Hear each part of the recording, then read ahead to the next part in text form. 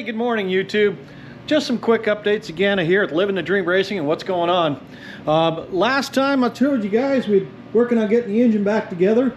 We ran the valves and all of that stuff and got the intake put on it, got all the throttle bodies and everything hooked back up, and got all that stuff ready to go. And so now I'm just going to do a little bit of tidying up. What we're going to do is I'm going to bundle up these wires, make them look a little bit neater. But the other thing I'm going to do is on the coil wires, I've got a Deutsch connector that goes in to another connector on the frame to allow me to easily disconnect them. But an issue that I've got right now is my ground wires bolt straight to the head. It's kind of a pain when I go to take off the valve covers, because then I have to just flop the valve cover over, and it'd be nicer if I could just pull the valve cover all the way off. So what I'm going to do is I'm going to go ahead and put a Deutsch connector on my ground wires. It'll still get grounded here to the head, but now I'll have a connector just like this to be able to disconnect them completely and pull the valve covers completely off and out of the way. Another issue that I was having is on my breather for my vacuum pump right here. I was pulling about a quart of oil every single pass that I made, and that's kind of a problem. One, my vacuum pump doesn't like oil. Two, I don't like replacing oil all the time. So what I'm going to do is I'm going to go in here and make a couple of modifications to this, and I'll show you what I'm doing when I get into there. But basically what happens is, because of where I have it located, I have a lot of oil in the top end, and it was sucking the oil through the valve, through my breather right here. What I'm going to do, or the way it's made, is it has a slot on the bottom end on the inside, and that's where it pulls from. Well, I've thought about turning that different directions and stuff like that, and that's probably not going to work because it'll still trap oil in it.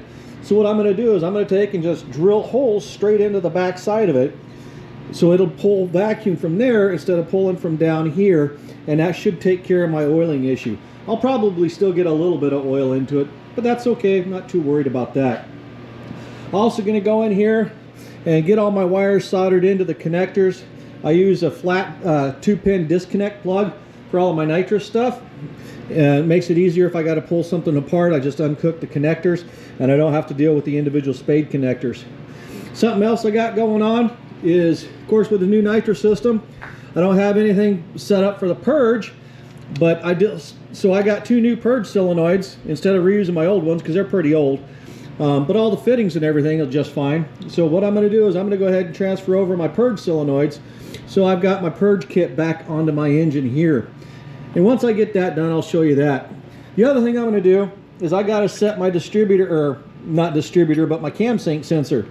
Now this has a very specific position that it has to be located in, and in order for everything to work, and it's got a little LED on here to tell you when it's right. The problem is obviously it's not plugged in anything right now. So the way I'm going to do this is I'm going to give it power and a ground, because the third wire is just a signal back to the ignition to say, hey, you know, it's time to fire the coil. And what I'm going to do is I'm going to put power and ground to this and rotate it until my little thing comes on, because that's all you do when it's installed in a car.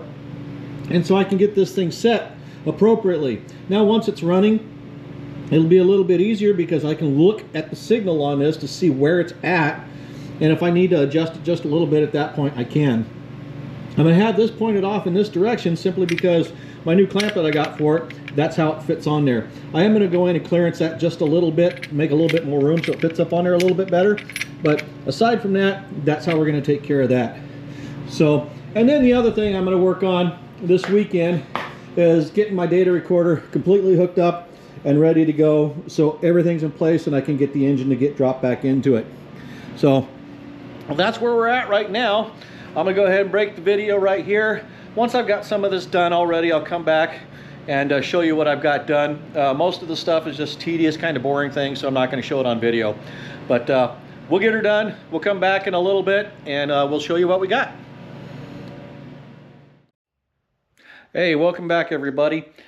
Just wanted to get a quick update, show you where I was at, pick up from yesterday.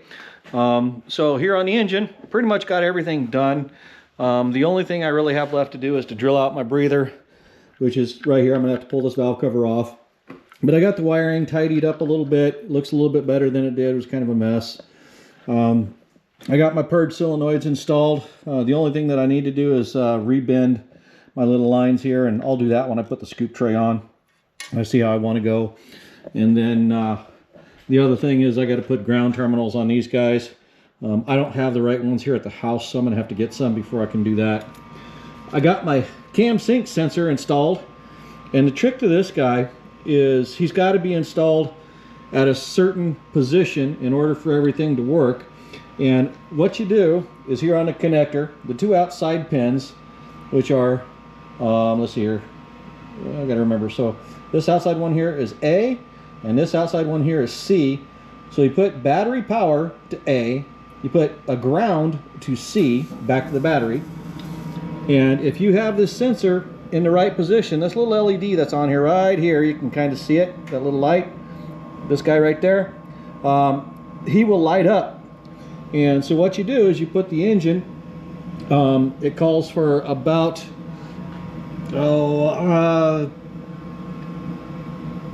10 degrees before your timing, your actual timing setting, 10 to 20 degrees or something like that. There's 30 degrees, I don't remember. I think it's 30 degrees before you're at, yeah, it's 30 degrees plus or minus 10 degrees before your actual timing setting. And what you want to do, once the engine is set to that, is you want to get this guy in there, and you want to rotate it until the light comes on and then goes off. You want to rotate it, in the case of my engine, since this rotates clockwise, I'm going to want to rotate this counterclockwise until the light goes on and then shuts off, and then rotate it back clockwise until it just turns on. And once it's there, then I lock it down. And that's where I have it. I set my timing at about roughly about 65-70 degrees on the balancer, which is about 30 degrees before my crank signal for my ignition. And then I went ahead and I put power and ground to this guy and got my LED to light up, got him positioned, and now I got him clamped down. So he's all in there, and that's all good. I got my new nitrous lines installed that came from Induction Solutions. Mine came back evenly, straight to the back of the engine. Problem is that I can't use them with the new stuff because the fitment's a little bit different, so I went ahead and went with theirs. Not a biggie, it just puts the lines a little bit off to the side instead of directly under the bottle, which not a big deal at all. Not going to worry about it. Yesterday I had a little bit of a scare. I pulled off the oil filter to clean it, and there was a little bit more metal in it than I expected to see. There's my guy right there.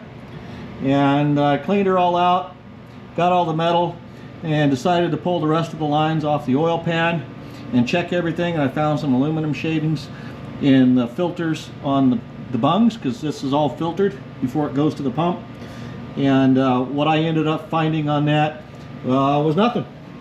I pulled the pan, inspected everything underneath. Everything is perfect. All my clearances are still fucking perfect, and everything is great. So don't know where the aluminum came from. I can't find anything in there to indicate where it's from, and all of the metal that I found in the oil pan and the filter had come from the camshaft when I lost the lifter and it took out the cam. So everything is explained and accounted for except for the aluminum shavings, but I couldn't find anything. And it's not like there was a lot of them, there was only a few, but it was enough to raise a little bit of concern. But other than that, it's completely clean inside. So I got my thermostat neck installed, I got my thermostat in there. So it's ready to go. I got my nitrous wiring done. I got my purge solenoids wiring, at least as far as the control, done. I just need to take and reconnect my fuel line right here, a fuel pump. Oh, and I also managed to make a bracket and get my timing sensor for the data recorder installed, and that guy is right there. And then I've got to finish making the bracket for the car for the drive shaft sensor. And then I've started the install of the data recorder, which is this guy right here. It's made by RPM. I've got most of the wiring ran for it now. I just have a couple of more cables to run, and then it'll be ready to go. And the only thing I'm concerned about is my tach signal being strong enough to provide a signal for this guy, and the ignition, and this guy right here, which is the timing module. So we'll see. They all take the signal off the same location, so we see if we have enough. But anyway, that's all for now. I'm going to go ahead and close this out. Next video you see, hopefully the transmission will be coming apart, but we'll find out. So anyway, I'd like to thank everybody for tuning in. I'd like to thank everybody for watching my videos. Please comment, like, subscribe, and share my videos. I want to really try to grow this channel.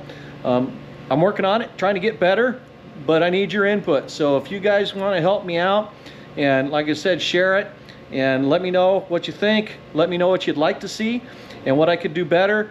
Please put some comments in the boxes down below, and I'll take a look at them, and I'll definitely reply to as many as I can.